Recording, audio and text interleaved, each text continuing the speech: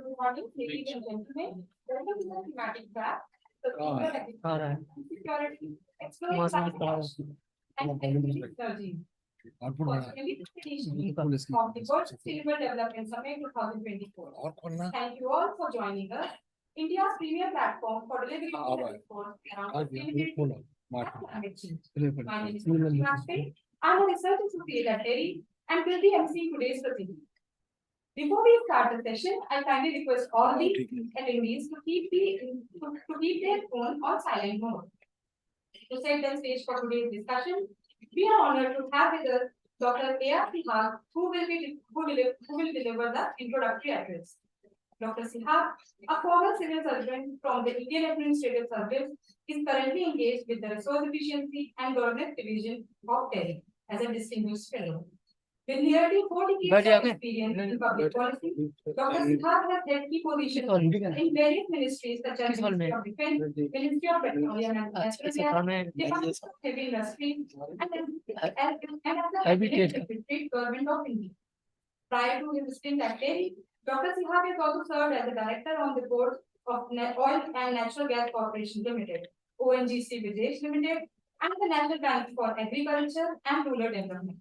Please join me in extending a warm welcome to Dr. Sihag.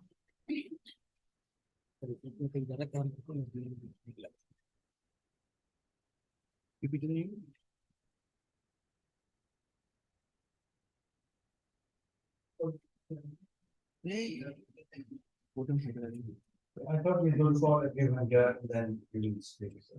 आवाज बढ़ा दूं Yeah. यार कैमरे का फिर तो थे So let me continue on. क्या दे दी ठीक है. I don't do that. इतनी हड़बड़ी की इस तरह काम कर So I will talk about the policy. इसलिए कहता हूँ यहाँ छोड़े कुछ दिन बाहर घूमे ठीक है क्यों जी And what broadly from my broad perspective needs to be done on this issue of sustainable agriculture and economic and again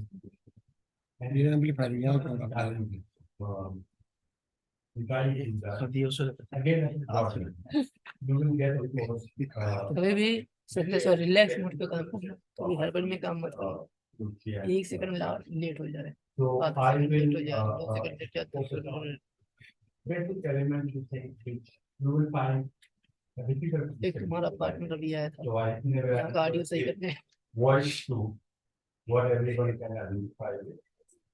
I don't know whether you have thought because I have this habit of using and to me it occurred that the trouble as far as climate change is concerned started today.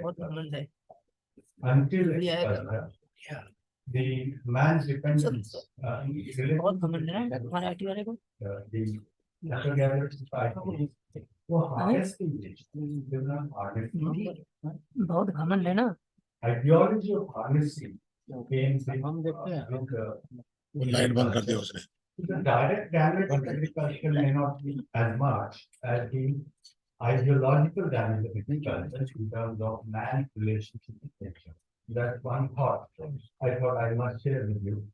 Because man developed a manipulative relationship with nature only in the agricultural settled context. Which made it possible for the governance structure that came, which eventually led to empire and exploitative regime, industrialization, all of that is actually the foundation. That's one point. It's nice. I mean, I think it's good to remember this relationship with climate, between climate and agriculture. Secondly, agriculture is one of the so very young in the food sector as well as in fact agriculture has not experienced any climate other than the climate of the last interglacial period, which is the Holocene period. It has not had the previous glacial period. It has not had The entire the whole of this planet. So, as they say, yeah, and that in the US, as per agriculture climate अभी जा रहे हैं we are not in compliance with अभी भी जा रहे हैं which is agriculture scale. Media तो कहाँ जा रही है? The method. Agriculture is so we new climate in terms of the temperature and its attendant qualifications are dependent. And that naturally has issues of sustainability, which need to be addressed.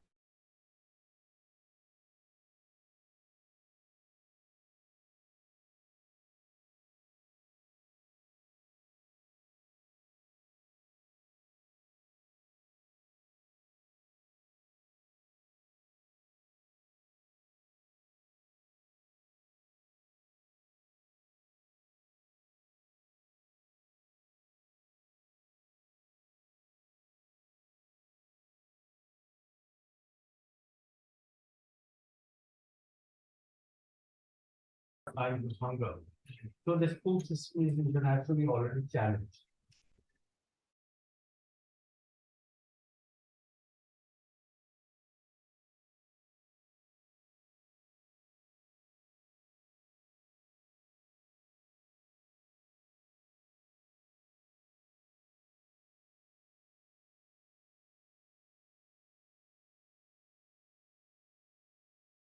And from agriculture when we look at gene, both nationally. So, from livelihood perspective, adaptation culture is very important as compared to the other sectors. And often we tend to focus on, not from livelihood perspective or people perspective, but we the global discourse normally tends to focus on the economic value, the GDP, because that is the dominant idiom of discourse. But it is a special characteristic of agriculture because of which there is the importance of this subject. Thirdly, people in agriculture tend to be relatively poor. It comes from the previous point. They are small farmers, they are marginalized people, and they are women. So there is a preponderance of women farmers in many areas. So when we are trying to address the impacts of climate on agriculture, we are trying to address the potential vulnerabilities of all these people, which is kind of very important from an ethical perspective. So these are then in terms of adaptation, the location of the poorer developing countries is such that they are disproportionately affected because of their location around the tropics. So the richer countries actually have a free pass mostly, or are benefited because of the favorable temperature changes as far as agriculture is concerned. But the poor countries are more adversely affected because of their location. So these are considerations which are important and which highlight the importance of adaptation in agriculture. But agriculture is not only about adaptation, it is also important for mitigation. I mean, you have the numbers of percentages anywhere from 20–30%. But the important point which I just wanted to flag about mitigation is that agriculture is a kind of a very special case. Mostly when we talk about mitigation, we focus on CO2.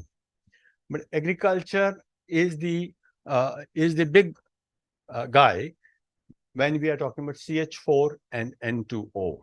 So if we are trying to address, and there is focus shifting towards CH4, and so if we are trying to address mitigation in these, agriculture roughly half of CH4, about 1/3 of N2O, and even there also it is not so much the industry side, the manufacturing side of fertilizers, but it is the application side, the farmer end of the nitrogen chain. So that also is an important angle from agriculture point of view. So these are the reasons I thought I should say, and you will have all the reasons, on your own as well as in the presentation. Mine is an idiosyncratic kind of, presentation on this. Then, so what should we do? If it's important, it should be done, then what should we do? I would say first thing is we should have evidence. We should create evidence-based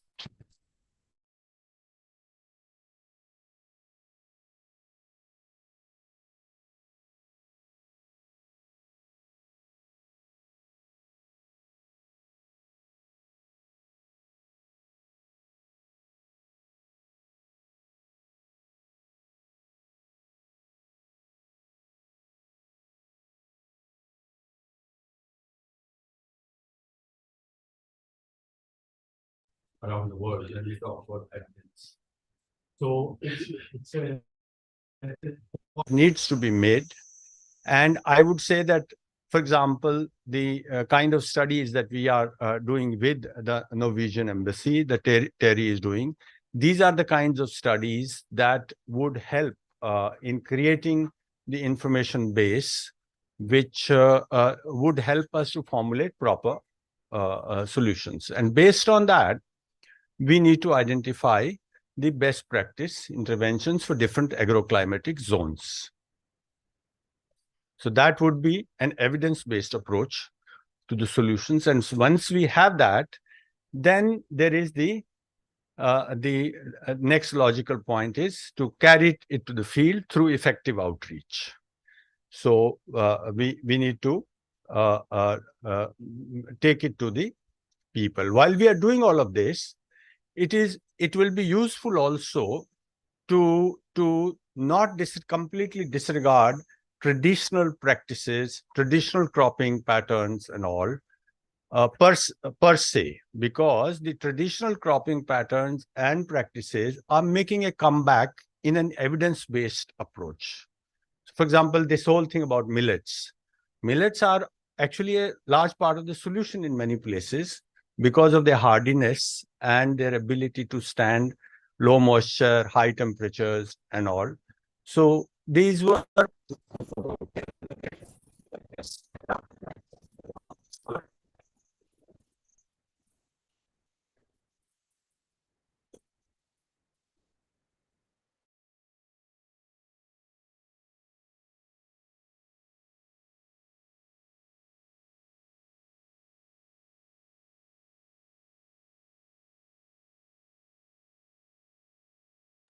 I would say that because it sounds so straightforward, does not mean it is easy. So what are the challenges that we have? Now, I would say the challenges are, and that is true, not just here, but generally in terms of changing people's thinking and behavior and collective action across the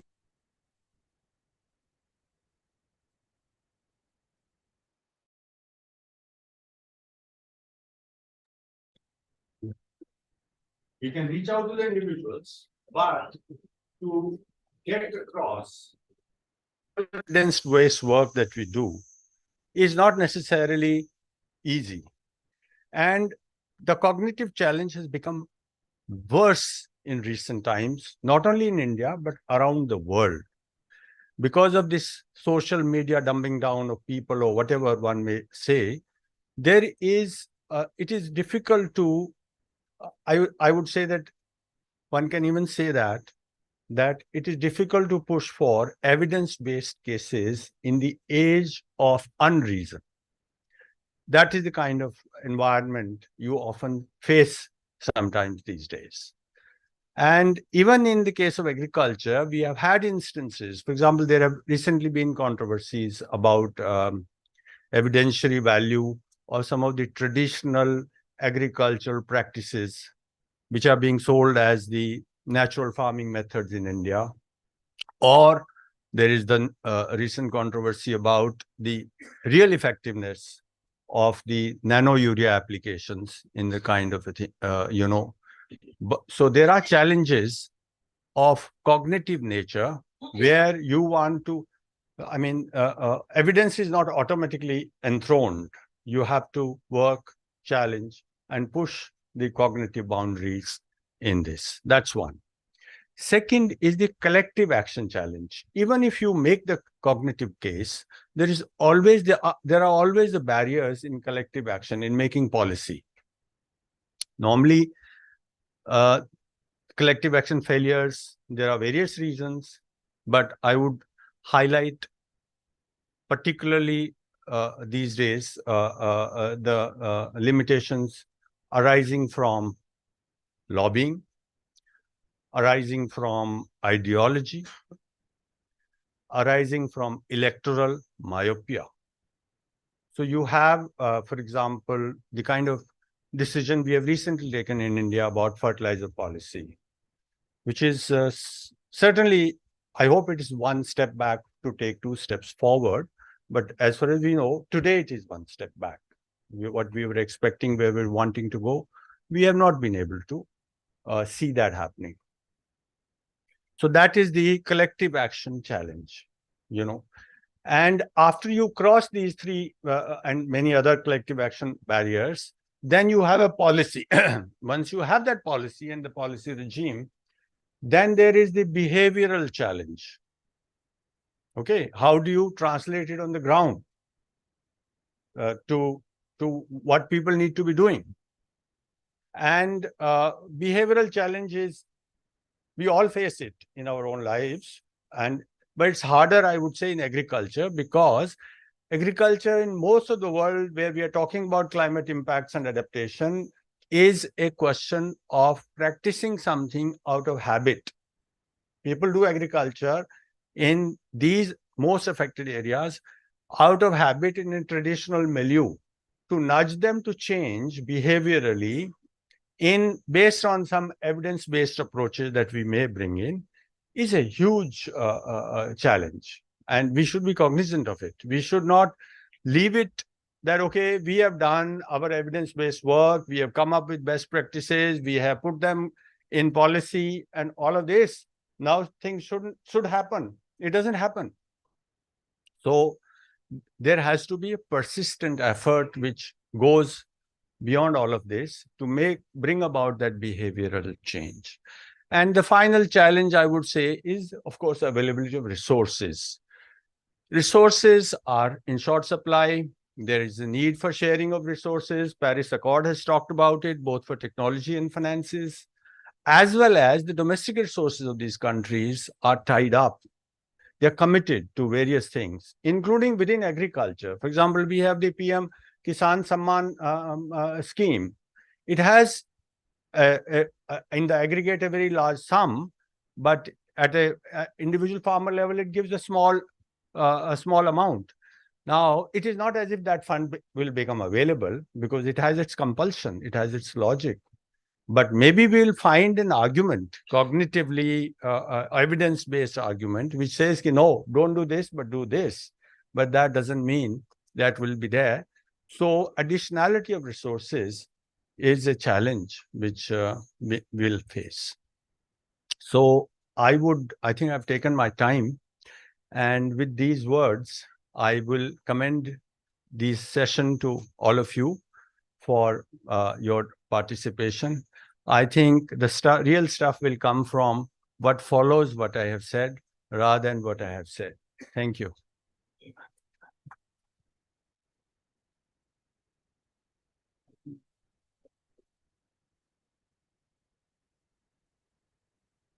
Thank you, Dr. Sihar, for that insightful address.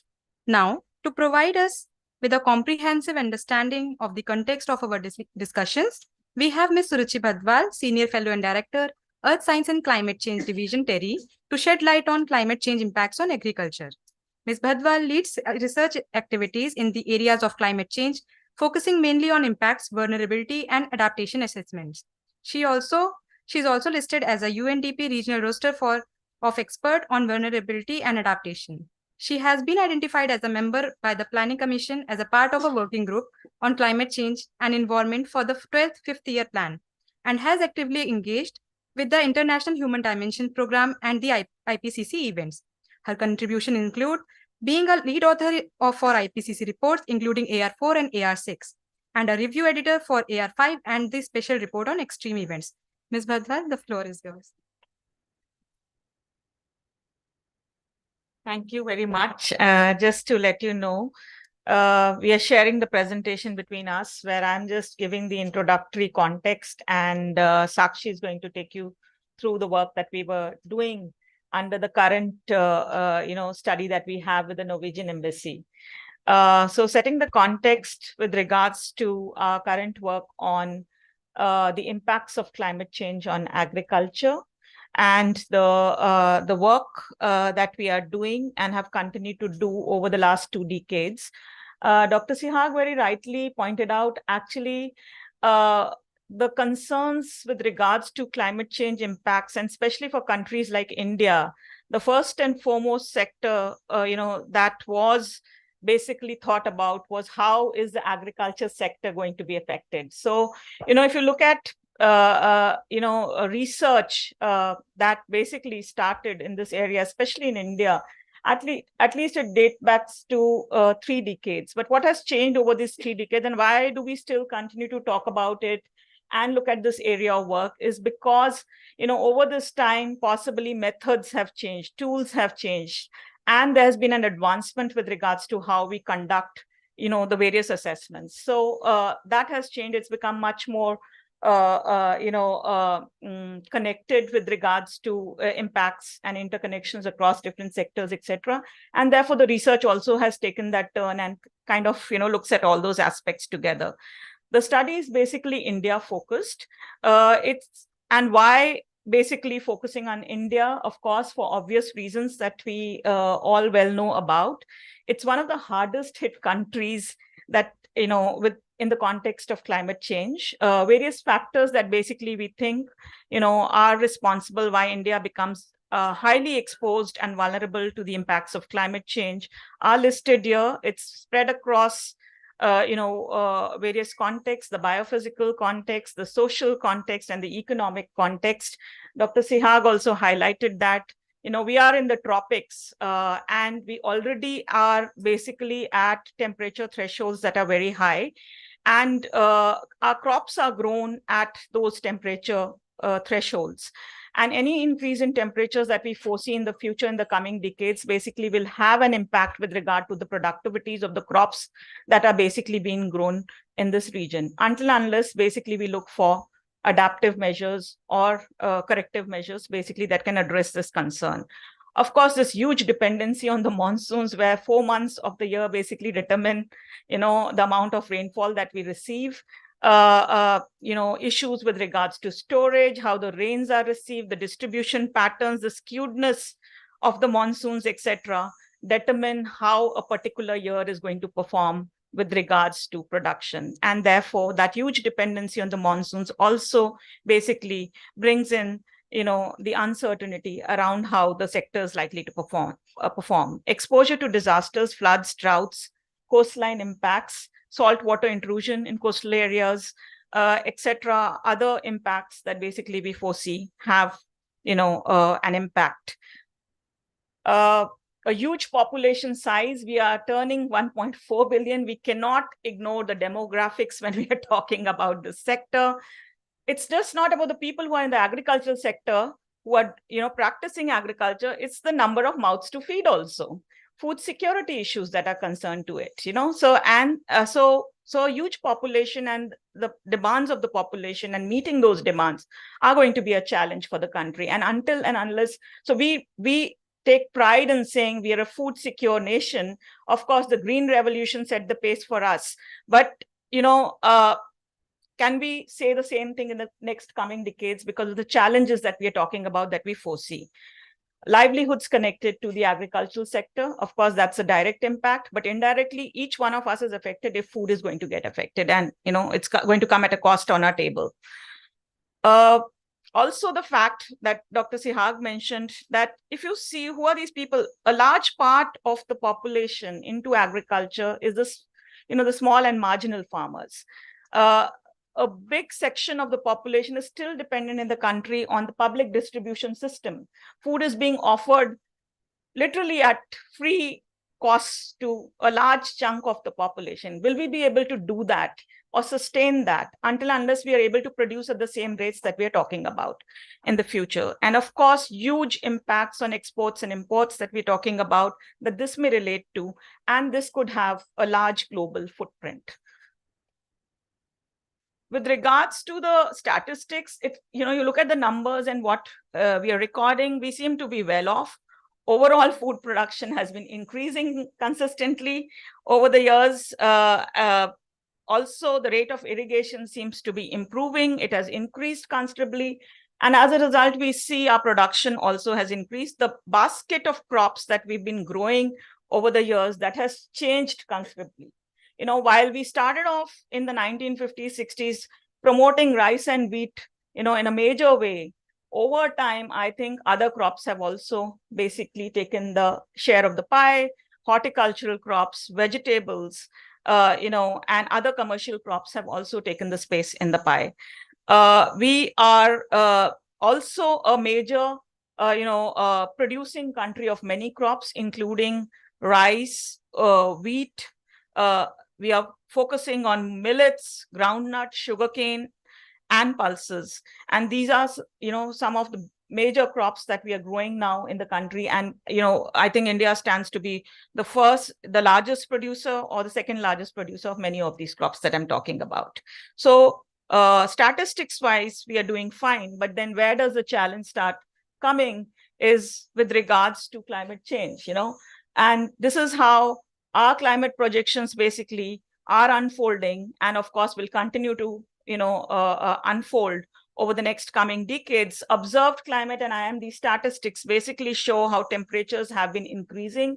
These are in the past now. When we pick up the last 60, 70, 80 years of records and start seeing the trend lines, we can clearly see the temperatures have increased. It has a direct impact on the productivity of many crops that are grown across the country. It's just not the annual increases that we are looking at. We're looking at changes in seasonal temperatures. We are looking at changes in the diurnal range of temperatures, the maximum and minimum, and therefore there are likely to be great number of impacts. Also, there is a change in the rainfall. We can't see much of a trend in the rainfall in the observed data. But of course, some of the areas, when we are area averaging across the country, a net decline is being talked about by scientists. But when you look at the projections indicate something different. Of course, it's going to be a hotter India in the future. Most parts of India, the temperatures are going to continue to rise across the year, across seasons, across the day. And therefore, we need to know in different locations, different parts of the country, what is the rate of this increase that is likely to happen that can have an impact on this particular sector. So that is very important to understand the climate risk context, because the sensitivity is to that particular risk. And any climate change study trying to look at the impacts on agriculture cannot ignore understanding what is the risk context to that particular sector. Of course, skewed distribution of rainfall. We are expecting a wetter future. So rains are going to increase. That is the signal, the trend line we are basically expecting in the future. We will have more water in the future. If I were to say it's going to be a wetter India. But how are the monsoons going to play out? Which regions are going to receive more rainfall?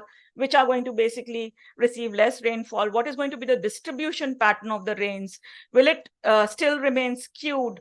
And though we may have a surplus, would it result in more rainfall in certain locations and less rainfall in certain locations? And therefore, the issue of droughts and floods would still remain, and possibly the damage to crops because of heavy precipitation incidences and flash floods and floods will still remain. So that is still going to remain a challenge. And therefore, understanding that context across locations also becomes very important.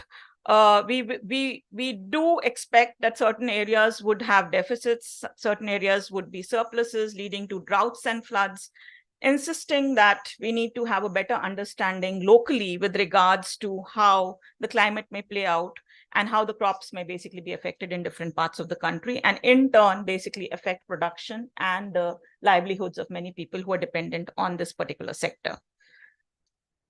Challenges are both non-climatic and climatic. So the climate, I said, is going to have all those impacts, but there are also non-climatic challenges that basically we see. I did mention a relatively large proportion of small and marginal farmers, very low yields compared to many countries. If you look at the yields of many crops that we grow in the country compared to the other countries, and if you see the other countries are Brazil, China, US, and these are also countries with large agriculture in place, our yields are comparatively very low. So the potential to improve on your yields, and how do we improve on that, is basically, could be thought about as a focus to fill that gap up, and the challenges on the climate side also that we're talking about. We are one of the largest user of water in the agricultural sector, nearly 85%, 80 to 85%. But the water use efficiency in the sector is very low. It's nearly 38%. And I think that's a very low number. And there's tremendous scope for improvement in that particular area, basis which we can fill up certain gaps and challenges that we are talking about. The average monthly income of farmers as a result is quite varied. You just don't know what they would earn in a particular year. It's dependent on these weather factors that we are talking about.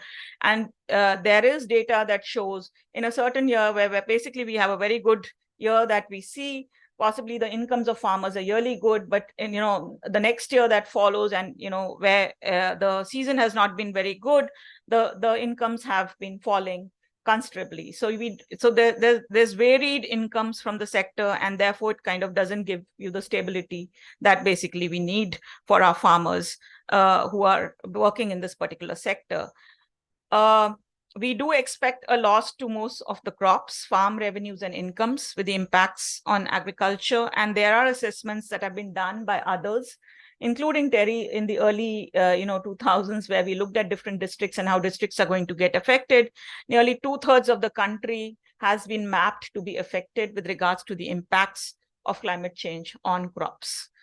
Of course, we are looking at the solution space. We don't want to basically live with the sob story, because that's where I think the hope lies. What can we do about it? The science has a terminology with regards to it, is how do you adapt to the challenges of climate change? And of course, there's a terminology in the agricultural sector that we're now using is with regard to promoting climate resilient agriculture, climate smart agriculture. So the different terminologies that we hear people use.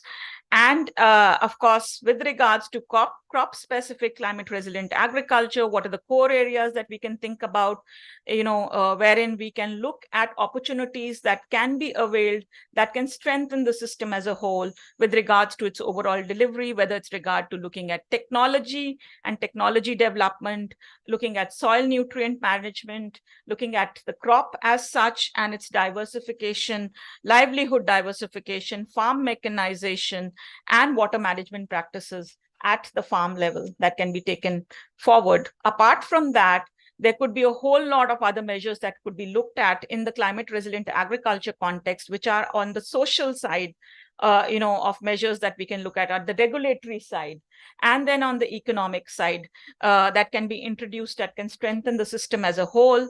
And of course, there are strong linkages that one can basically try and explore with sustainable agricultural practices that are already in place. But of course, one needs to start, and of course, the SDG goals are goals, goalposts that we are basically heading towards. But sustainable agricultural practices need to be reviewed in the context of whether they would be able to adapt to the kind of challenges we are talking about with regards to climate change. So while we may have agricultural practices, how thorough, how robust, and what is the evidence base that basically proves that they will survive under the conditions that we are talking about. And those are the challenges we are talking about in the agricultural sector that we would like to basically focus on. And here I would like to hand it over to my colleague, Ms. Sakshi Vajpayee, if she can take forward the presentation from here.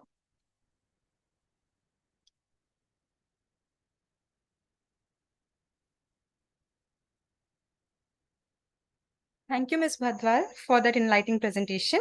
Now, we move forward to the presentation around the scope of work and findings from our project Initiative on Sustainable Agriculture for Food Security, supported by the Royal Norwegian Embassy, Norwegian Ministry of Foreign Affairs. The study aimed at enhancing sustainable agricultural practices in India to ensure food security in the face of climate change challenges. There are 3 broad objectives of the project. In Objective 1, we aim to assess the climate sensitivity of major crops in various agroclimatic zones across India and identify the impacts of climate change on food productivity.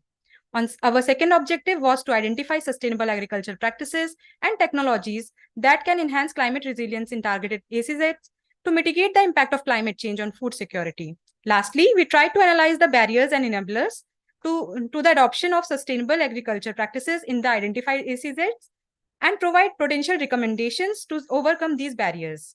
Our scope of work include mapping ACZs across India, assessing climate risk at the ACZ level, studying major crops in each ACZ, identifying sustainable agriculture practices, analyzing barriers to adoption, and providing scalable solutions. So the next slide shows the map of agroclimatic zones in India. The erstwhile Planning Commission, which is present Niti Aayog, broadly delineated the country into 15 agricultural regions based on the agroclimatic features, particularly soil type, climate, and the water resources availability. These 15 zones were further divided into more homogeneous 72 subzones. With the aim to ensure that a significant portion of the country's agricultural landscape and the diverse geographical area are presented, we selected Zone 5, that is Upper Gangetic Plain, Zone 6, which is Trans-Gangetic Plain, Zone 9, Western Plateau and Hills, and Zone 10, Southern Plateau and Hills, for the deep dive study. By including these zones, our objective was to capture a wide range of agricultural practices, natural resources, and local contexts that exist within the country. The brief discussion and rationale for selection of these zones will be discussed in the next slide.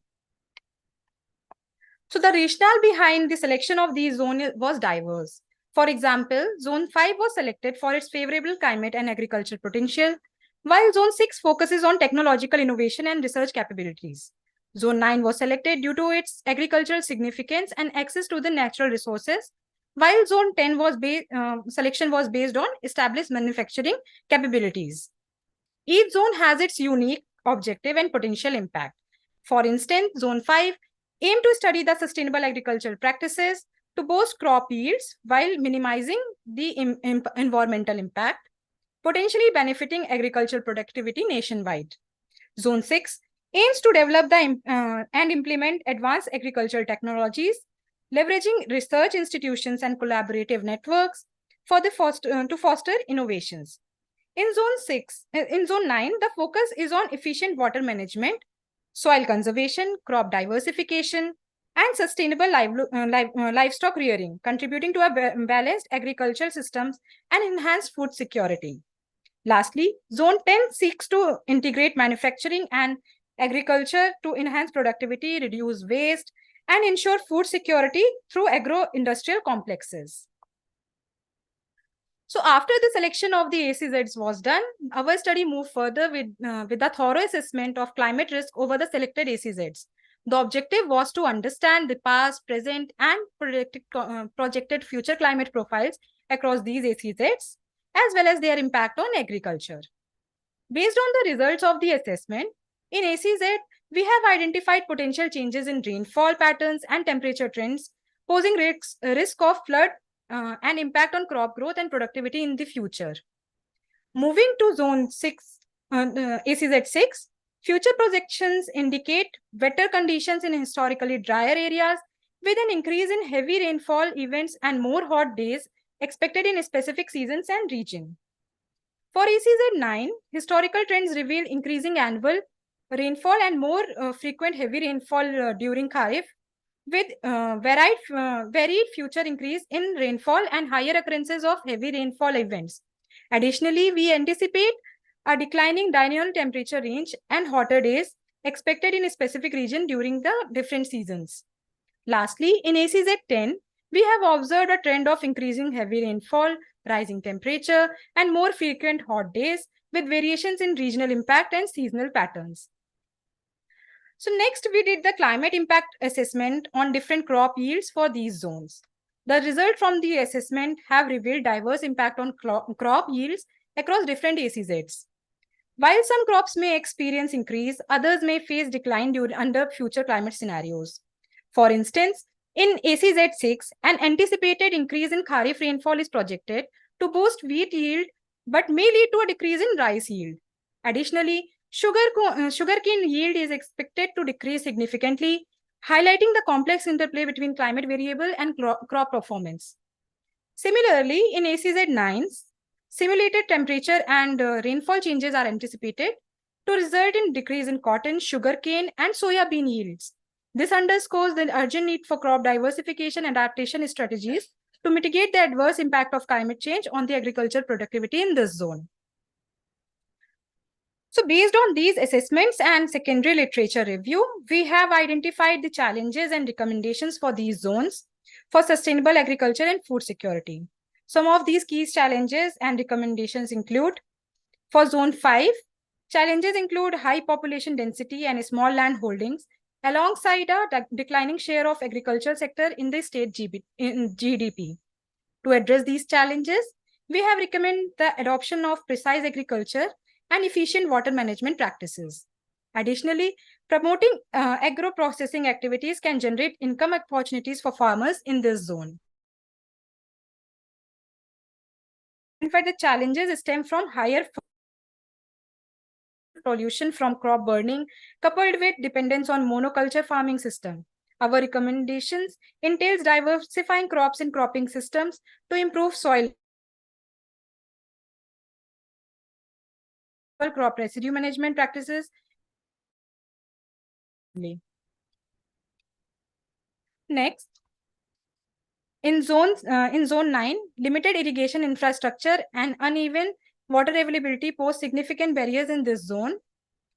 So along with inadequate cold storage and warehousing facilities, to tackle these challenges, we propose the development of agro-processing industries and rural infrastructure. Emphasis on modern irrigation methods and micro-level planning for land use can further enhance the resilience and productivity in this zone. Lastly, in Zone 10, challenges include the uneven distribution of rainfall and water resources, as well as the soil erosion and degradation in the hilly areas. To address these issues, improved water management strategies and watershed management initiatives are recommended. Furthermore, implementing soil conservation measures and promoting crop diversification can mitigate the adverse impact of these challenges and foster the sustainable agricultural practices in this zone. So this was a comprehensive overview of our project, Sustainable Agriculture for Food Security. With this context, we look forward to our next section, which is a panel discussion guided by several key questions presented on the screen. Beside the focus of these questions, the emphasis during the discussion will be on 3 aspects: what, how, and who, which means what should be done differently than before to minimize the risk of sustainable agriculture given the climate risks that are imposed. How can these challenges be effectively executed? And lastly, who can contribute to the success and scalability of these efforts? We will now move forward to our panel discussion, where we have esteemed panelists who will delve deeper into these questions. Moderating this discussion, we have Ms. Mari Strand. Ms. Strand is a counselor and head of corporation at the Royal Norwegian Embassy in New Delhi. She is an economist from Oslo University and with more than 20 years of experience from international cooperation and has previously served Nepal and Mozambique. We welcome you, Ms. Strand.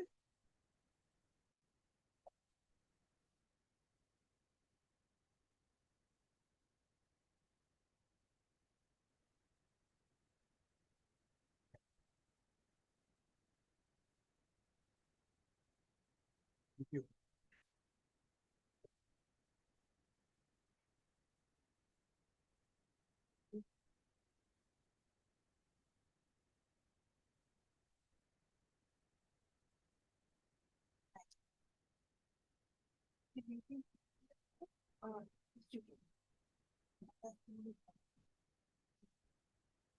So our panelists for today's discussions are Dr. Alka Bhargava, Dr. Bhargava, currently serving as a senior policy advisor for the UNEP-hosted TEEB Agri-Food India project, brings a wealth of an experience from a 34-year tenure in the Indian Forest Service.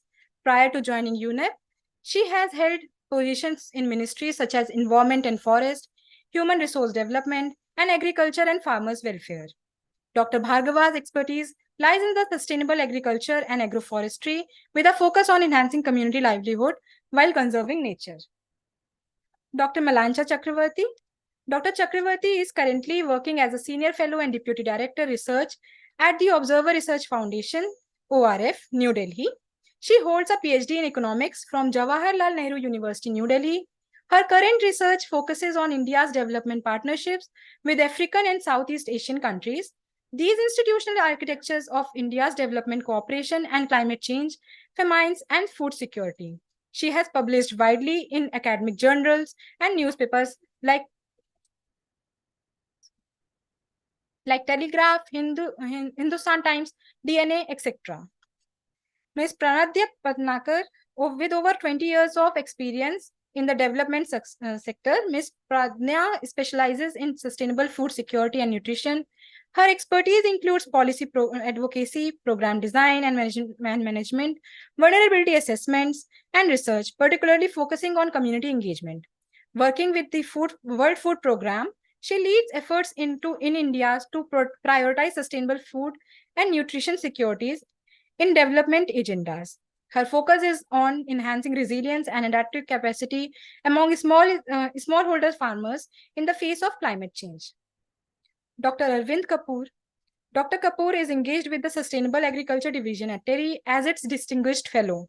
Prior to joining TERI, Dr. Kapoor was General Manager at ProAgro PGS, a joint venture of a leading biotechnology company in Europe, held the position of Managing Director of Numhans India and started the operation of vegetable seeds of the global company of Netherlands. Dr. Kapoor has diverse experience of over 35 years in the vegetable seed sectors with a thorough understanding of the agriculture trends and challenges.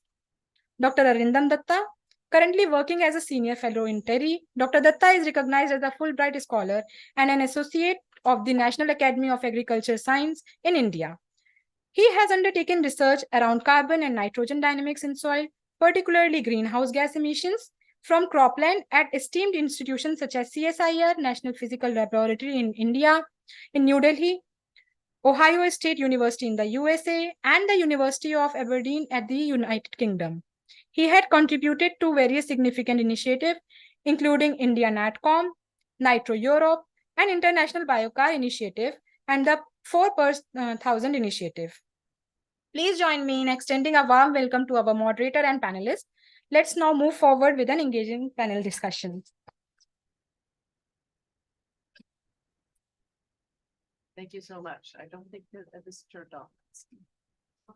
No, it's no, not on. No. Thank you so much and welcome all. First of all, let me congratulate our good and long-term partner TERI with their 50 years. We are very happy to be able to celebrate this occasion with you. As several speakers have said before, both yesterday and today, we see TERI as an even more relevant partner today, and we look forward to continue working with you in the future.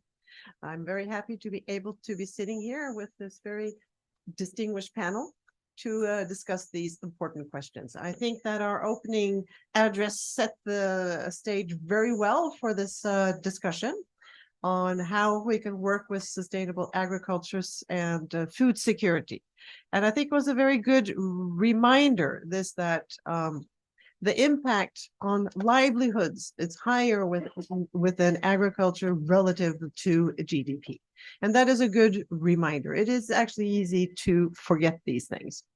There was also a discussion about how tropical countries were more affected. This is entirely true, but I do want to share that just last week in Norway, we had the strongest storm we have ever measured with the strongest winds. And our farmers are also facing both more rain and hotter days, but always at the wrong time of year. So I think that Norwegian and Indian farmers would find many things in common to talk about.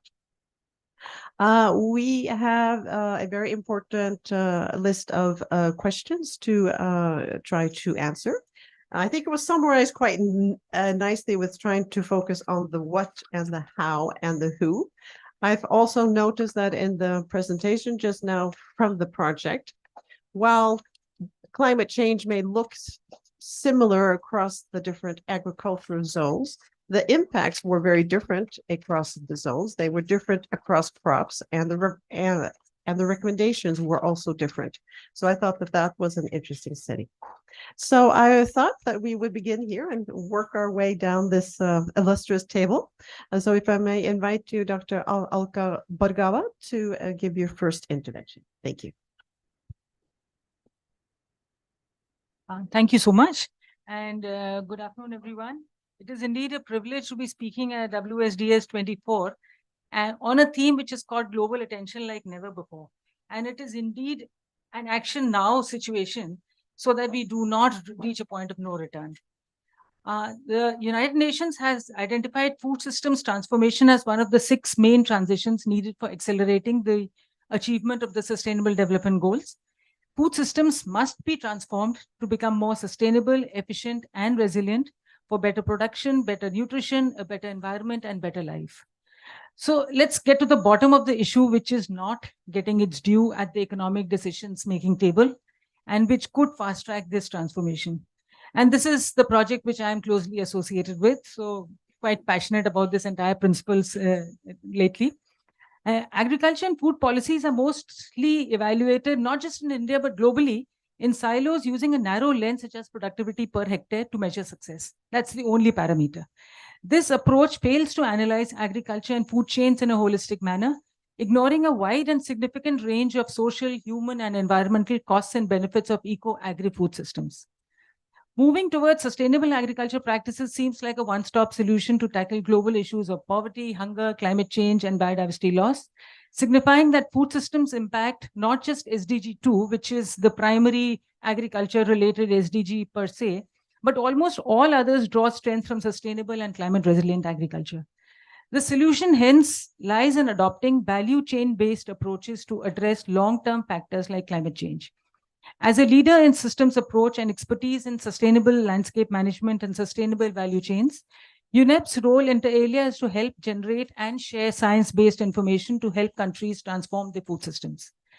The TEEB Agri-Food project, which is being implemented in India in 3 states, is one such initiative which aims to make nature's values visible. I love that tagline, making nature's values visible, and develop an evidence base to monetize the value of nature. That is also important. Monetization is being done of nature and ecosystem services and other benefits they provide. This invisibility is a key driver of the ongoing depletion of ecosystems and biodiversity. And the framework adopts a multiple capitals approach, recognizing that eco-agri-food systems from production to consumption stages, the entire value chain, are sustained by and also impact the 4 capitals, that is natural, human, produced, and social. So the TEEB Agri-Food project, which I mentioned, we are looking at basically 2 verticals, agroforestry and organic farming, and how these the programs of government for promoting these 2 are impacting the 4 capitals, and various modeling and scenario analysis under RCP 4.5 and 8.5. And these 2 were very thoughtfully chosen because they are important components of the National Mission for Sustainable Agriculture of the Ministry of Agriculture. And it can also contribute to UNEP's efforts in driving transformational change on the triple planetary crisis, climate change, pollution, and loss of biodiversity as identified by the UN system. Due to time constraint, I'll just give you a few illustrative outcomes. One ironical situation which has been highlighted in the FAO report is that at a conservative estimate, 2/3 of people experiencing acute food insecurity rely on agricultural livelihoods. I mean, that's a very sad outcome of this study. Hence, livelihoods and welfare of farmers, as for India, also, especially the small landholders, should be of prime consideration in tandem with action towards sustainable agriculture and food security. Like in this project, there was a index, the Sustainable Livelihood Security Index, which was developed. And this is a cumulative of 3 indices: economic efficiency, social equity, and ecological security. And organic farming scored higher than conventional farming in all these. The economic efficiency may have dropped a little bit because of the initial loss in yields, which we all know. But then if you look at the cumulative benefit to the farmers, it was much more. So the farmers need to be educated about the holistic benefits and not just look at the yields per hectare. Then another example I would cite is the reduction of soil erosion in the Kosi watershed of Uttarakhand by upscaling organic farming and agroforestry. In the projections for 2030 and 2050, it could lead to an estimated savings on erosion control services to the tune of almost 0.73 million USD. The agrodiversity, which we are all very concerned about because of the trend of monoculture and not growing crops as per the agroclimatic zones, this was computed for organic farming in 5 districts of UP, and it ranged from 51.35 to 57.74 for organic farming, as compared to a much lesser 41 to around 45 for conventional farming. Then women's empowerment was also assessed through a women empowerment in agriculture index, and organic farming showed that there was a major role for women in decision making and also handling the money, etc. So all in all, I mean, we would make a case for evidence-based, data-based evidence for promoting organic and agroforestry in the country. So coming to the question that what should be done differently than from before. TEEB, which is hosted by UNEP, is a type of true cost accounting, the importance of which has come to the fore in the theme of the 2023 SOFA report of FAO, which is titled as Revealing the Hidden Costs of Agri-Food Systems to Enhance Their Value. And this, for the first time, will also continue the same theme for 2024 report. So this underlines the importance of TCA now, and hence it is important that this tool is brought into the realms of policy framing and programmatic interventions. So now how do we do this? We need to break the silos of working. Everyone is doing their bit, but in their own small cocoons, which is kind of merging now. That fusion cross-sectoral is happening. But this is one approach which needs cross-sectoral. We started initially with agriculture environment, but as we got through, we realized we need water resources, we need rural development, we need statistics and program implementation, MOSPI, and the corresponding departments in the states and the corresponding civil society. So it's a whole network. So you need the formation of a sound and informed network of multidisciplinary researchers who do the background, and then policymakers who take cognizance of the 4 capitals for achieving the sustainability in agriculture and food systems. But the most important, the key player is the small farmer. He needs to be educated, made aware of something more than just the yields. Because when we looked at the health parameters, it's much better. The expenditure goes down on health when you're doing organic farming and agroforestry, which is never talked about in the agriculture discussions as such. But it is very much part of integrated farming systems, which is important for our small holders. So, and also comes in the role of the businesses. Because now if we look at the SEBI guidelines, the BRSR requirement, that is the business responsibility and sustainability reporting, it is mandatory for top 1,000 listed companies. So there is a TEEB agri-food guidelines for business as well. So we're also bringing in the business. So how can they make their systems more sustainable, not just for reporting purpose, but for strengthening the entire value chain. So in conclusion, just one thing which I always end with is that there is always a kind of a divide, artificial divide between development, which I think is agriculture in today's context, and conservation. But if you look at that, it's just the 2 sides of the same coin. I mean, sustainable agriculture will lead to conservation, because unsustainable agriculture practices are a major driver of land use change and ecosystem degradation, and up to 80% of biodiversity loss and deforestation. So let's go for sustainable agriculture. And this fight, which I also had in my career, always being a forester, how do you develop conservation and development? So actually there is no conflict per se. But now with the TEEB framework, I mean, it is time that we start looking at true cost accounting, holistic systems approach for accounting for every little bit when we're talking about impacts on agri-food systems. Thank you so much. Thank you, Dr. Bhagawa, and also for your comprehensive starting off of the panel. And also thank you for bringing in agro forestry, another area which also Nori is very much engaged in. So there we solidly agree. So now we can move on to you, Dr. Malancha Chakrabarti, and your first reflections. Thank you. Thank you so much. I'll try and be very brief.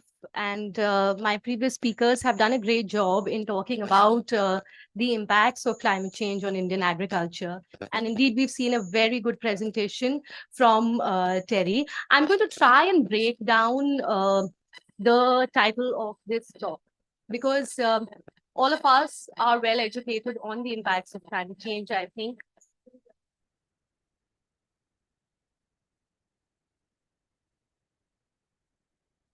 Better. Is this better? Yeah. So I just want to break down the beautiful title that I'm sure people have spent some time in working on: Sustainable Agriculture for Food Security, Exploring Climate Action and SDG Synergies. Climate action is also SDG. So let's just break it down. We are here talking about sustainable agriculture for food security. So let's just remind ourselves a little bit about what food security is. We've had a lot of discussion on agriculture. It's a definition that all of us know. We learned it way back, but let's go back to it. When all people at all times have physical and economic access to sufficient, safe, nutritious food that meets their dietary needs and food preferences for an active and healthy life. So it includes the availability of food and access to food, utilization, and stability. So when we are talking about sustainable agriculture, what kind of an agricultural sector do we have in India? Is it sustainable, A? And are we food secure as a nation?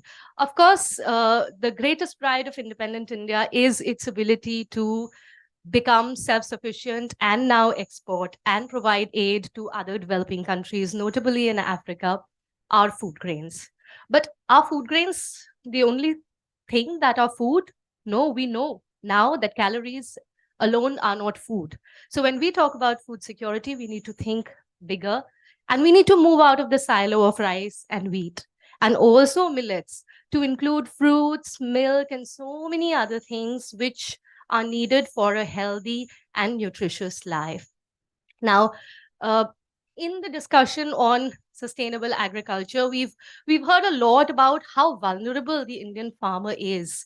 All of them, these are marginal farmers, but bulk of these farmers are also dependent on the government's free rations. So when we say that 81 crore people in India get free rations and will continue to get free rations for the next 5 years, these include the farmers who are themselves growing foods. So we are in a situation where, and I think under NFSA, 75% of the rural population was to get subsidized food. And under the PMGKAY, I think the coverage is around at least 60% of the rural population in India, which is engaged in agriculture, gets free rations. So that's the kind of world that we are talking about. Indian agriculture is not only not sustainable, it is in deep crisis.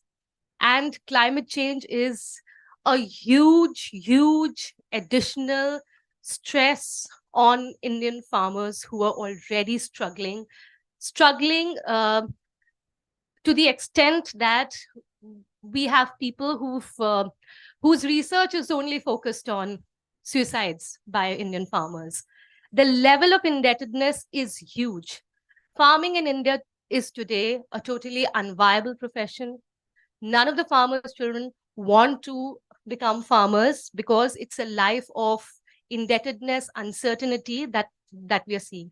And that spills over to our urban areas. So it's not rural and it's not agriculture. We need to look bigger. And when we talk about food security, then we have to, and we want to have a sustainable agricultural sector, then we need to ask these questions.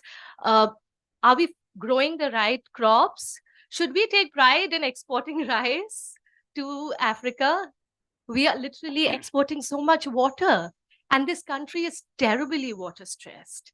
So every time we look at the huge numbers and take pride, there is, we deserve the pride, but pride with caution and moderation is what I would suggest. Now, farmers' incomes, Farmers' incomes, the objective of the government was to double farmers' income from what it was in 2016 to 2022.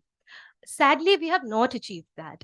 What we have observed is a real decline in their incomes, a real decline of 1.5%. The condition of the rural wage workers, who are largely landless laborers or people who have very small plots who work on their land and also on other people's lands. Their condition is the worst. Some of them also come to the cities to work for part of the year. So when we talk about vulnerabilities and when we talk about food security and when we talk about sustainable agriculture, we should not forget the image of not just the farmers, but the farm worker. And in India, I think that vulnerability is huge. Now, why did we get here? Part of the reason is that, we talk a lot about agricultural subsidies, but the reality is that public spending in agriculture has had a secular decline. It has had a secular decline in real terms from quite some time. There are the investments, real investments in irrigation infrastructure, in productivity, has not seen any growth. Therefore, you have a stagnating productivity levels. When you look and see that yields have not increased, there is a reason behind it. We have not adequately invested on these things. So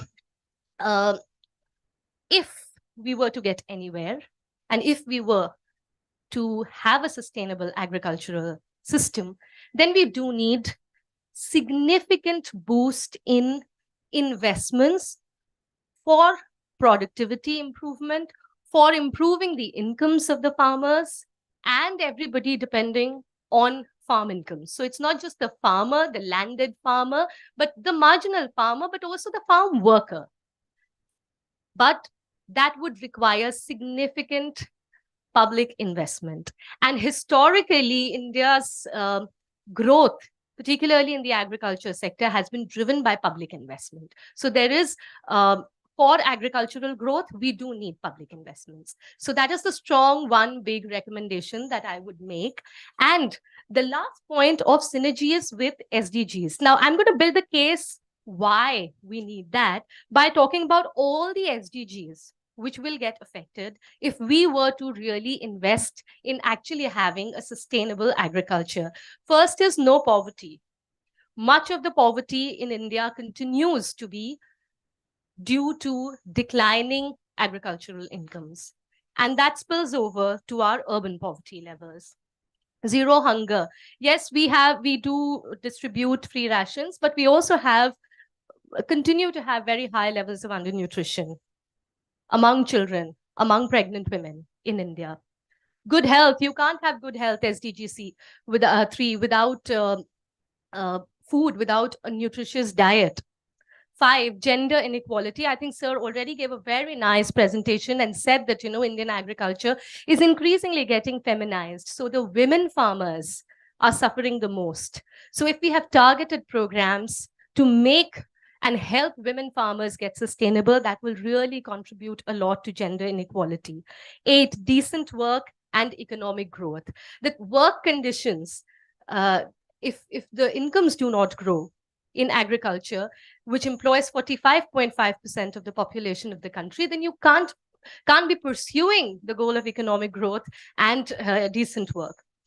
10, it will lead to a significant decline in inequalities. There's a huge gap between the rural areas and the urban areas in India. So if a boost to agriculture in the right direction would contribute to decline in inequality. Of course, SDG 12, responsible consumption and production. It is not responsible production of agricultural commodities at this point of time, the way we are misusing the groundwater resources. 13, climate action. Most of my colleagues have spoken very well about it. And SDG 5, which talks about life on land. I'll rest my case here, and then maybe we can come back.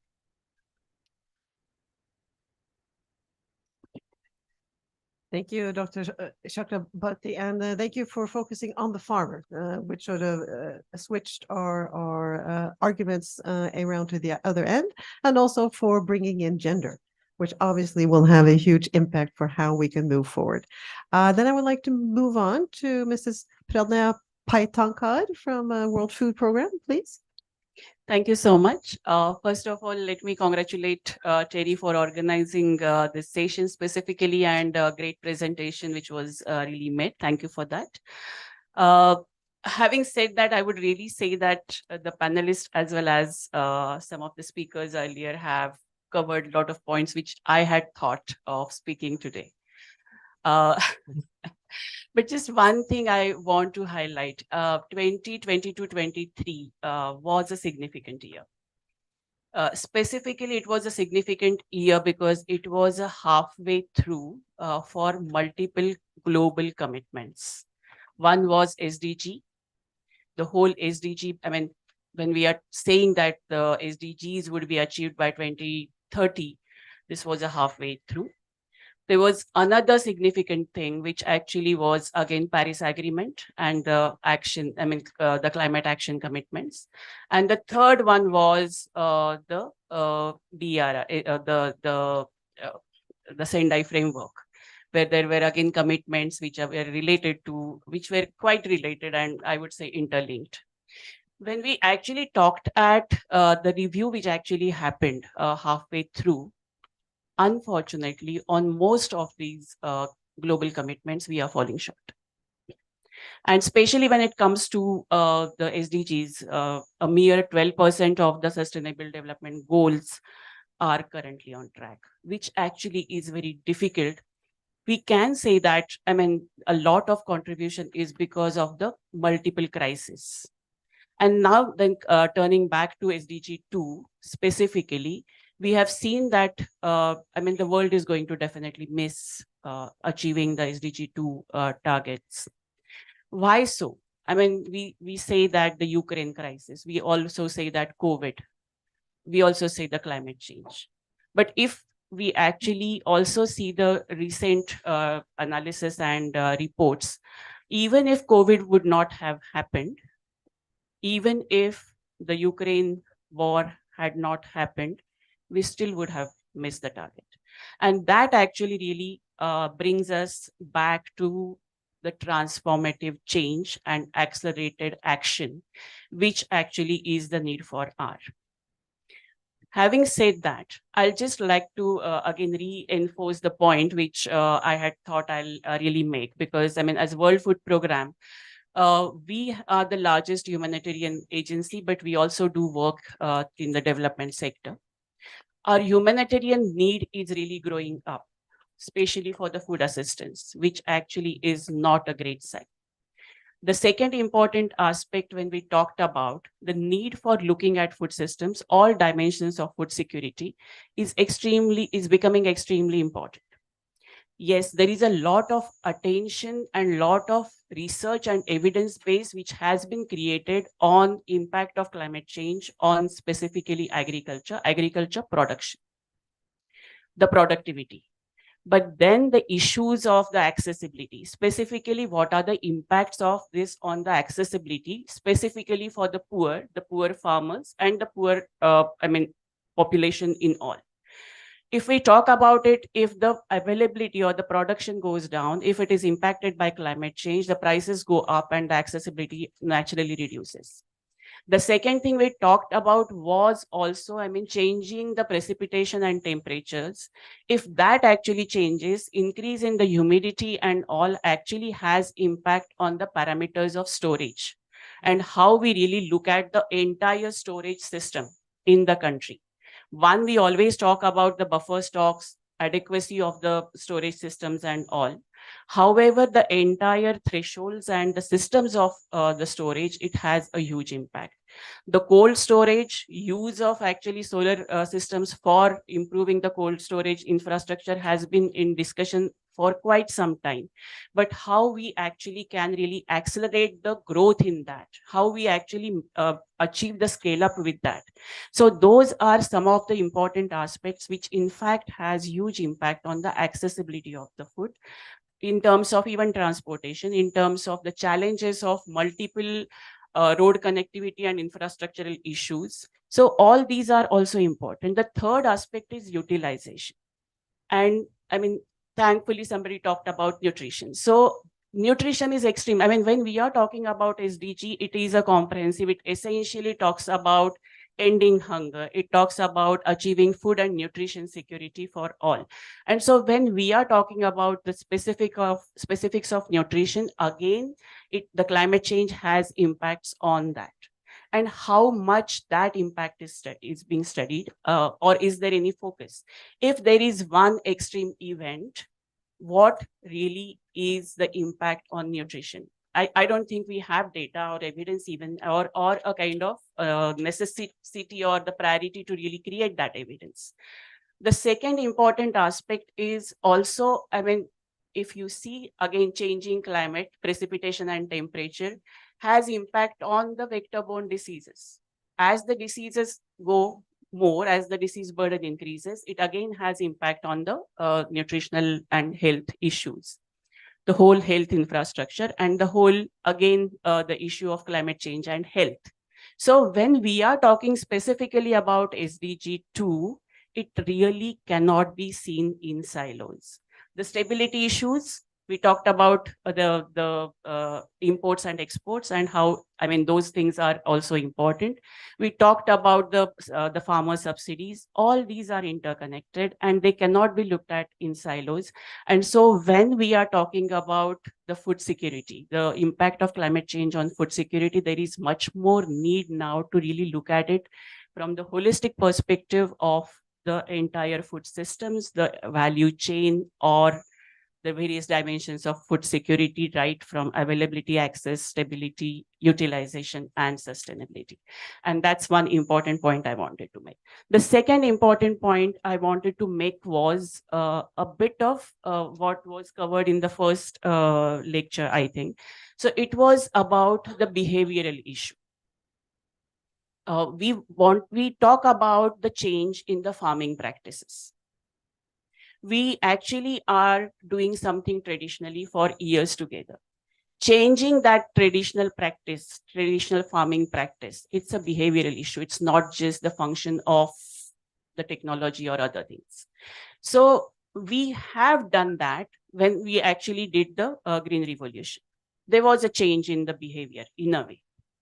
Now making it a positive behavior change when there is no assurance of income or enhancement of income, will that really happen? And that's where I will like to really again emphasize on this change in the farming practices to be looked at as a behavioral, as a function of behavior change. The other behavior change that I would also say, which is most challenging, is the consumption. So if, I mean, what is really produced, which is what is really consumed. And so from the perspective of consumption, what is consumed most, and we have seen that the dietary practices have completely changed over last few decades. And so, I mean, when we talk about millets, which was a kind of traditional food for multiple families, and it was culturally integrated as well, that is actually now changing. And now we have to reinvest to to bring back millets on the plates. And there is a huge effort because the dietary habits have been changed, the consumption habits have been changed, which has again impact both on the agriculture systems, on the climate change, because what we are eating is what is being produced. And as a result, it is not something which actually is essentially the climate resilient, healthy food which is being produced. And so bringing the attention to those two behavioral aspects is something which is a challenge that I see from the SDG perspective, from the sustainable agriculture perspective, where we really have to focus. The third thing I just want to focus is the trade-off. So one trade-off I already spoke, which is about the increase in farmer income and regenerative agriculture practices or sustainable agriculture practices. How that will happen? We are talking about multiple climate resilient agriculture and those practices. The adaptation that we are trying to really think of right now should not really turn into maladaptation. And that is where the whole need for evidence generation is extremely important. And this evidence generation is something which actually, for some reason, it just remains in some of the political or some of the research circles, but it doesn't percolate down. So it doesn't have access of information to the people. And so even if we talk about the climate services, the information is not disseminated at the last mile. There is a huge improvement in the accuracy of the climate information. However, how many women farmers really know what is the kind of seasonal forecast? How and what the real kind of forecast for next, like, let's say next 3 days or 4 days, and how they are going to base their decisions on that. I mean, it's like just the progressive farmers probably. It's just up to a level only. But the smallholder farmers, the women farmers who really are in the need of the information, they don't get it. May it be related to research, may it be climate services. And the greatest challenge is how that information we actually can really get to them. So when we are talking about what really needs to be done differently, is the technology solution? Yes, it is a great enabler, but not the only solution. The policies, I mean, how fast and frequently we can actually bring the research quickly into the policies is something which actually is extremely difficult. But that agility is something which is the only solution for really bringing the, the climate resilient agriculture in reality. And of course, I mean, about the working in silos and working together. One thing I would really like to highlight is like WFP has been fortunate enough to really leverage with multiple partners and work with the national as well as the state governments to bring a larger change, at least in the food fortification and the reforms in TPDS, we could exhibit that. And so we have this confidence that working together through more of a multi-sectoral and multi-ministry projects and programs is something which is a need of the hour. Thank you. I'd like to stop here. Thank you, Pradnya, and thank you for also bringing in the issues of food storage and transport, which we know are very important, as well as the consumers. So looking at the whole value chain there.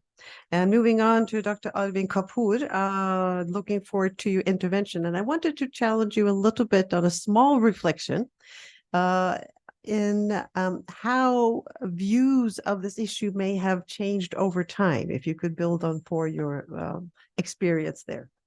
Yeah, surely. Thank you very much. I will take a different perspective of what is being said now.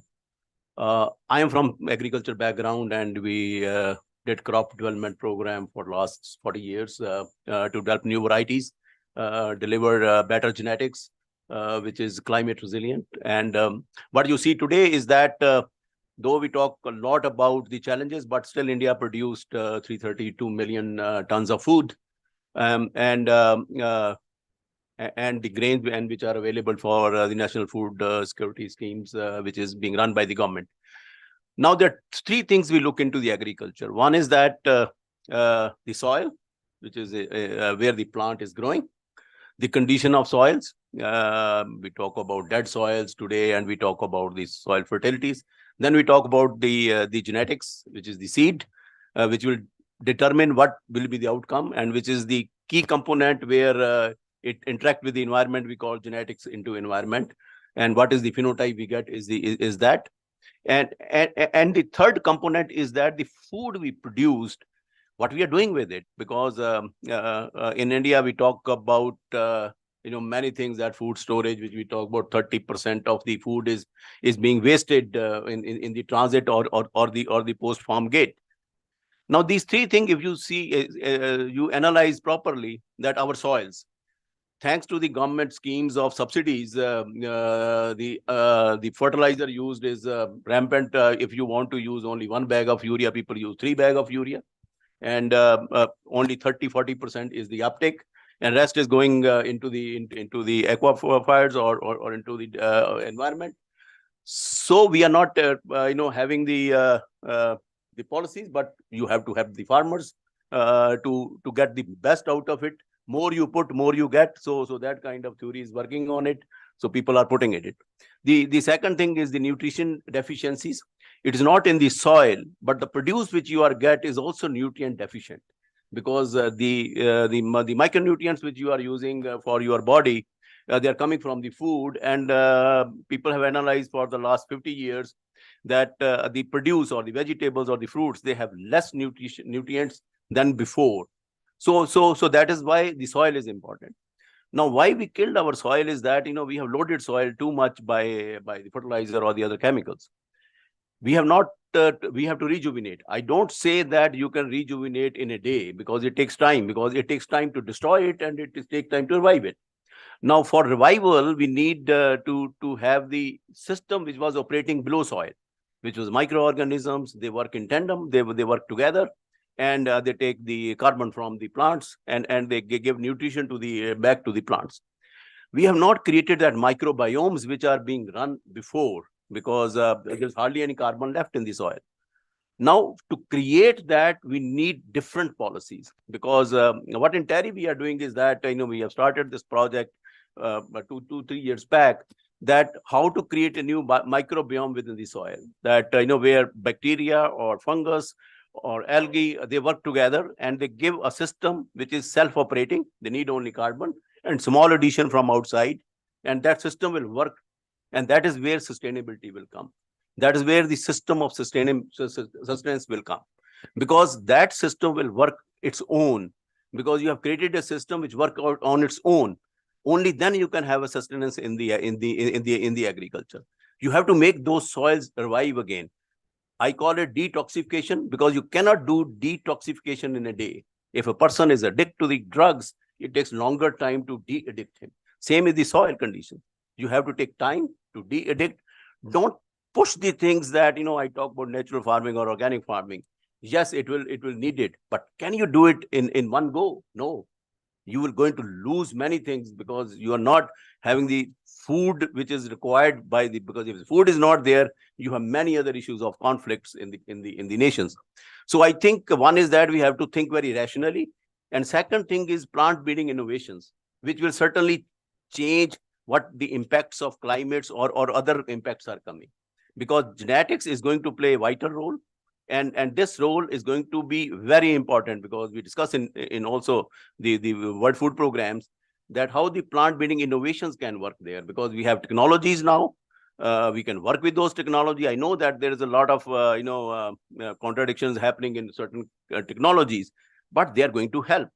The best example is in India, that when we released the BT cotton, and that BT cotton, we were only producing around 12 to 13 million bales, and now we are producing almost 35 million bales.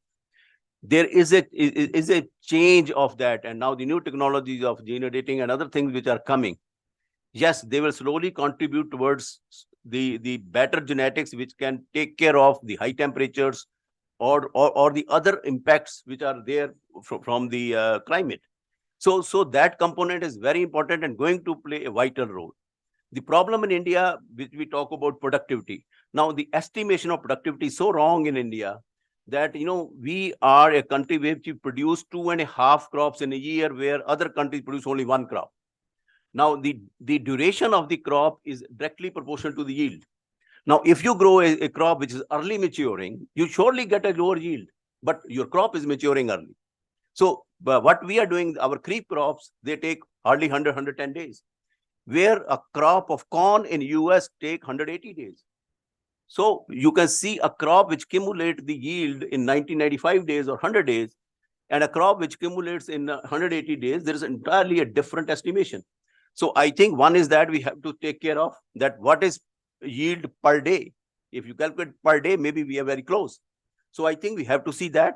And secondly, we have to see how we estimate different impacts.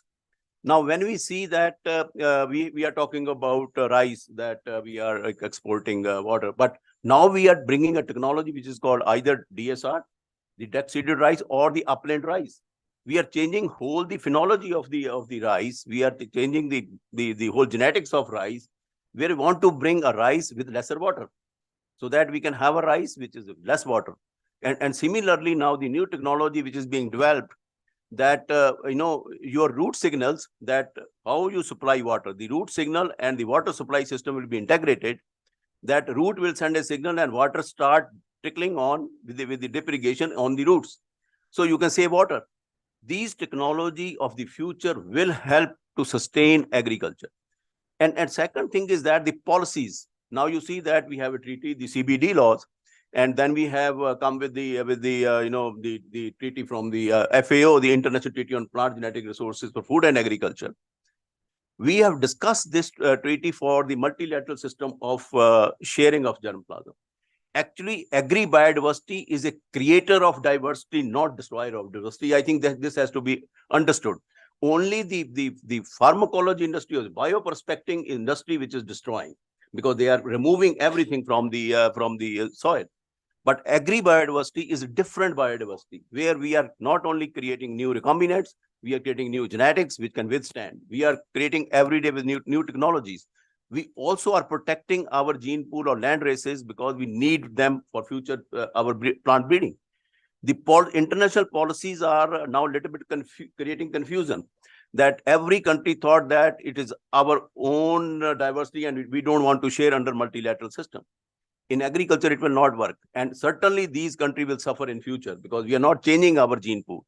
Gene pools are required. Agriculture is not bound by the boundaries of the country. It is throughout same.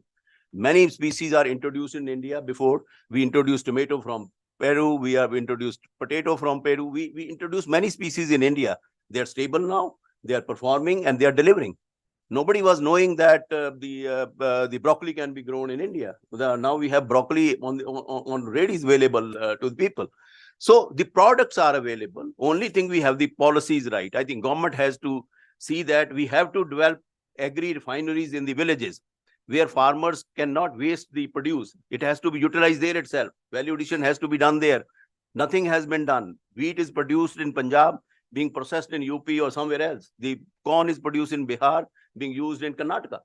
So I think one has to see that where the things are produced, we have to set up our food processing system, which we are, I think the policy environmental impact is more than the environmental impact which we talk about. If our policies are right in agriculture, why farmer is growing rice in Punjab? Because of MSP. You give more MSP, farmer will never diversify, because there is a protection. Why he take a risk? If he grows tomato one time, I think you all got the tomato in tears in your eyes when you got tomato for 150 rupees. But farmer is getting 10 rupees, 2 rupees, 50 paisa. Why farmer is suffering? Why farmer income is not protected? Because except few crop with MSP, others are not available to the farmer. Where is the protection for vegetables? But the same happened to onions. Every year, government is saying onions import, export stopped. But why we are not developing a technology where we can store onion? There's hardly any technology which can store onion for a year or so. Where is the technology? We have potatoes, the same story of potatoes. We have same story of tomatoes. I think there has to be a policy, I think, lapses in agriculture. There has to be a standard policies. If you want to stop farmers of Punjab not to grow rice, you have to give him an alternative with a price protection. Give him and he will change. But farmer will ask question to us, why you want to change us when there is no protection? So I think let us see things differently. Agriculture has a very golden solutions, because they are available through different interventions. One has to try, it takes time, but certainly we can change with the proper policy behind and a proper, I always call sustainability and sustainability. Sustainability is ability to sustain. You have the ability. If you're not working, what is the fun of having ability of that? Unless you work for that. Agility means action. You have to take actions. If actions are there, I think your solutions are there. Thank you. Thank you very much, Dr. Kapoor, and for bringing technology so clearly to the forefront, and also talking about the positive possibilities that we have. and also policies, which we probably should have spent even more time talking, but we have come to our last panelist. We're also closing in on the end of our session. So Dr. Arindam Datta, would you please lead us out? Thank you. Yeah, I will mainly focus on some of the case studies. Mainly, I am working with the farmers.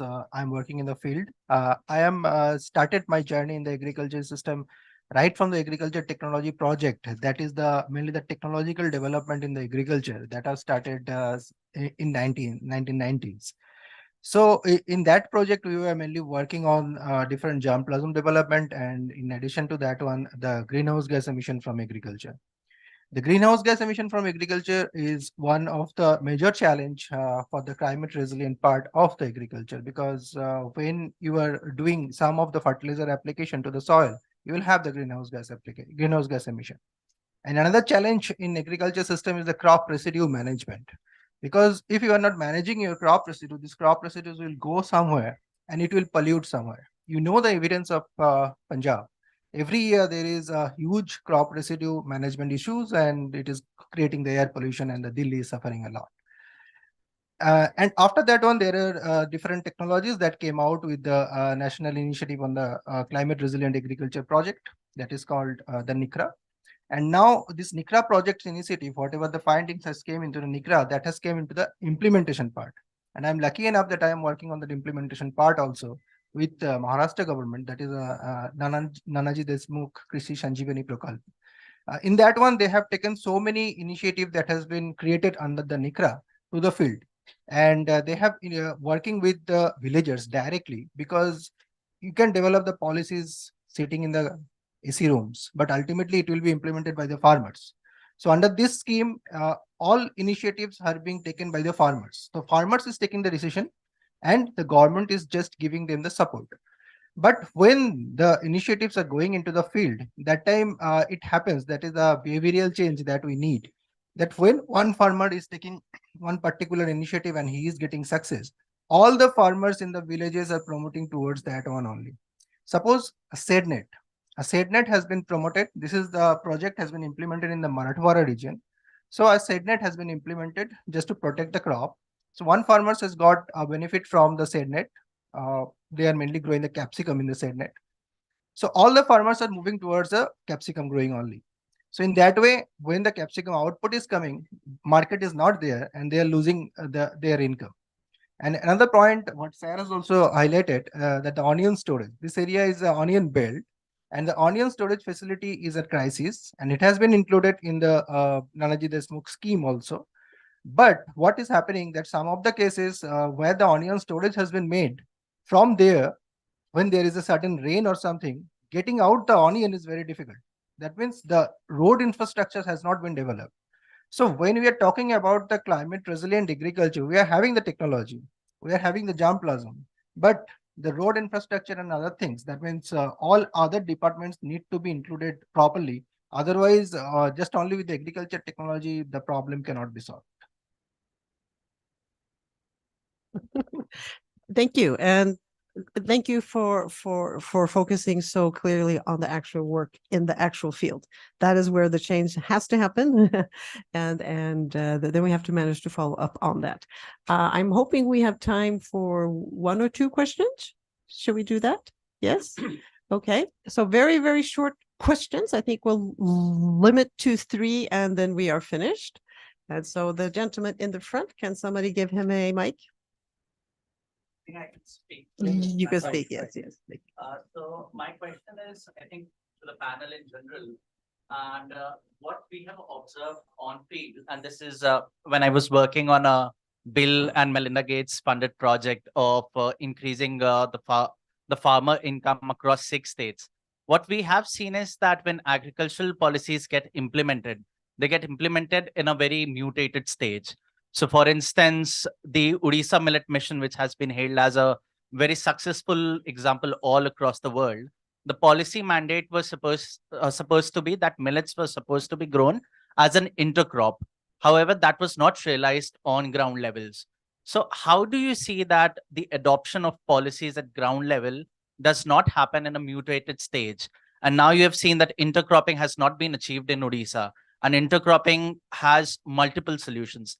It has a better livelihood option because you can have different crops in a crop, one which yields at a later stage, another crop which can yield at an earlier stage.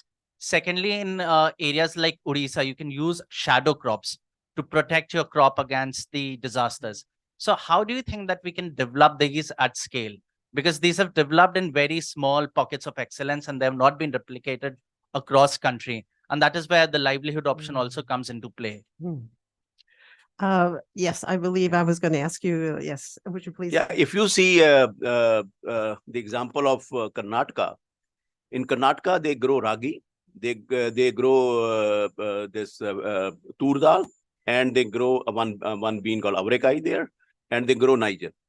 These crops are grown intercropping in Kharif season, and it is used in their recipe. So they use very efficiently, because we have done one experiment with the Swiss program, that not only that this will work, but also the pigeon pea is acting as a hydro pump, because it brings moisture from the bottom, because it is a taproot system, to the top, and then it served for the ragi. So if we have seen a cropping pattern which is help each other, so that kind of system can be replicated. But yes, it is sometimes it is difficult that how the replication will happen and what efforts we are going to make. But certainly in intercropping system, many advantages are there. Because one is that if you get some damages in one crop, you have another crop which can sustain you. So many farmers who are in the arid zone, they are using this intercropping system, and very efficient, because there are many crops which are very drought tolerant, like this bean, and people use a bean very efficiently because of the high protein content, and they use regularly there. So I think there are systems which can be replicated, and they are available. Yeah, my question. And in addition, which is yeah. Question for your question is that ICR, they are doing all the testing and demonstration of the models and all in a very controlled situation. Now, those have to be replicated on the ground. And for that, these are two departments of the Ministry of Agriculture. One does the research and then it hands over to the Department of Agriculture, Farmers Welfare for programmatic interventions. So this is just where, is to cite an example of the integrated farming systems. That is the most beautiful systems which have been developed for our small farmers. You are having agriculture, duckery, piggery, trees, horticulture, everything in those small lands. And now those lands have become very small. So the bigger mission is for formation of farmer-producer organizations. So you are collective farming, so they have better bargaining power. They can have direct marketing contacts, because whenever any switch in change behavioral, which Prantya also said, you need to have markets.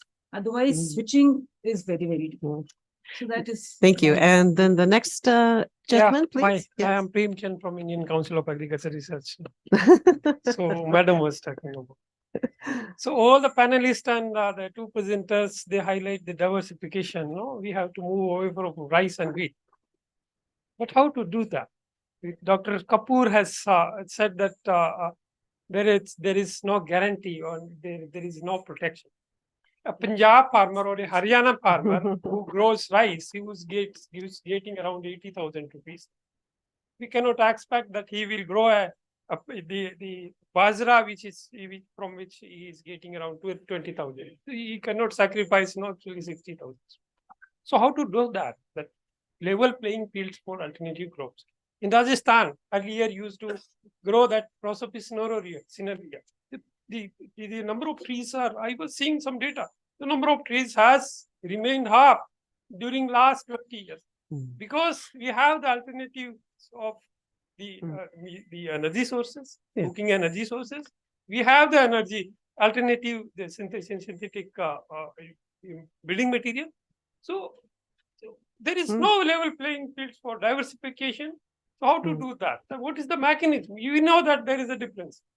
I like the way of phrasing that, a level playing field for diversification. Who would like to try on that one?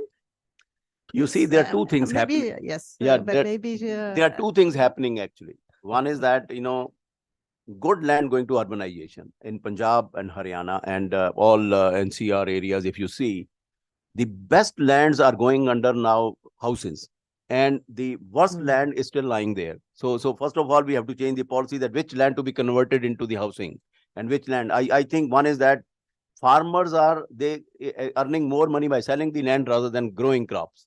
First of all, these things are happening there. Secondly, millets. See, millets in India are grown for last, I think, half a century. But nobody focused on that till the Prime Minister started the millet year. So I think we have to wait for those kind of intervention of years that we want to bring focus on certain crops. And I think that will fetch value. The highest area is under the millet, which is a pearl millet crop. And it is because it is a dual crop. It is provide grain and also fodder for the farmers. And those farmers need fodder also because fodder is there is not available in Rajasthan. So if you see that with the hybridization of these crops and with the very disease tolerant hybrids are given, the area has increased last year because of this. But other millets has a challenges because there is no seed chain available at present unless there is improved seed chain, which is we asked the National Seed Corporation and State Seed Corporation to provide seed chain. But nobody's working on that. See, somewhere one has to take a call that what should be the seed chain and what is the price. I think price of millet will go up like anything because there are many new entrepreneurs are coming to make a lot of things out of millet and exporting it. The moment it will start, see, we learned that oats from Australia, it become our morning cereals and is branded by a company to bring that crop into the forefront. And similarly, quinoa. Quinoa was a very poor man's crop in India before. Once the price of 1,200 rupees a kg came, everybody went to quinoa. So you see the interventions there. So one has to look into those to brand it first, the product, and then you get the value. Thank you, Dr. Kapoor. And I also think that Dr. Chakrabarti wanted to make the final very short comment, please. I think I would agree that much of the current problem lies in the wrong incentive that we are giving to farmers, and it's not only in Punjab. We continue to find the acreage under rice increasing in parts of Madhya Pradesh, which are very, very water constrained. So we are actually literally pushing Indian farmers to do the wrong thing. And that has to change at the policy level. At the international level, India goes and signs agreements with several African countries saying that, we want pulses from Africa because we are short of pulses. There's no reason why we should be short of pulses. I mean, our farmers can grow pulses. We just need to encourage them by giving them a higher MSP in pulses. So we are doing the wrong thing and encouraging the poor farmer to do the wrong thing. I think that at the highest level needs to change. Also, millets, we agree, has grown, but much of the push to millets has been very high value. It is all these expensive biscuits and fancy things. So it is not the good of mass consumption. So the approach also needs to change a little bit. So, Pradnya, you wanted a very small intervention before we give the chair back. One Thank point you. I want to highlight before any change. What is really required is to ensure an entire ecosystem actually is supportive. So if we have to really shift to a farming practice, which I was saying, or maybe a crop, then the entire ecosystem, where the seeds will come from, what would be the kind of fertilizers which would be required, what would be the farming practice, how the irrigation and whether irrigation would be required and how that will really happen, pesticides or the potential. So, I mean, it's a package of practice that whole though goes, but the entire ecosystem is not equipped to really help that. And unless that happens, which in fact, right from seeds to market, the farmers are assured, I think that change is not going to happen. It is going to take time. So, but the ecosystem is something which is extremely important, and that also includes the policy, of course. Well, thank you. And I think that that is a good place to wrap up our panel discussion. And thank you to all the panelists for your very engaged interventions. And handing back to you. Thank you. Wonderful discussion. I now will move forward to this our last section, which is synthesis and concluding remark. I invite Ms. Ruchi Bhadwal to provide a synthesis and sorry, there's no synthesis.